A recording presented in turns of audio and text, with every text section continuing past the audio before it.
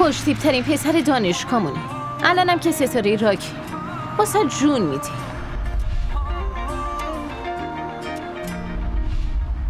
ولی تو اصلا جدیش نمیگیری. کاش یکیم اینقدر منو دوست داشت. آرشینم از تو خوشش میومد. بعدم خواهشن جلوی دهنتو بگیر. به خاطر همین چرت و پرتات اینطوری شده. یادت رفته؟ فردا کنسرت جنیده. آره بهم پیام داده بود. خب چرا پیامشو جدی نمیگیری؟ ازش بلیت بخواه. بلیت؟ دعوتنامه میفرسته. اوه آها، پس میریم دیگه. مثل همیشه این دفعه هم امتحان میکنیم. زویا و آرشینم باید با هم برن. بفرما خانم، رسیدیم به مقصدت. آدم باشه. خیلی خوب، خداحافظ.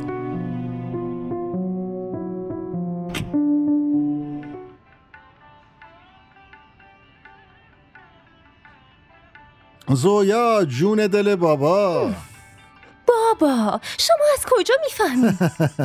من بوی خوب دستای ظریف دختر قشنگم و خوب میشناسمش. فکر کردم اینقدر حواستون به تلویزیون هست که بترسین. تو داری جدی میگی؟ یعنی میخواستی منو بترسونی؟ بله دقیقاً.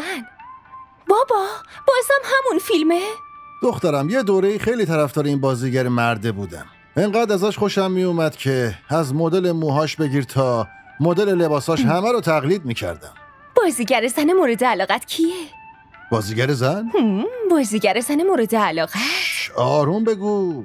اگه مامانت بشنوه روزگار دوتامون سیاهه. بگو ببینم مامان کجاست؟ همش کجاست؟ تو اتاقش دیگه دخترم. همون اتاق استخاره. خیلی خوب.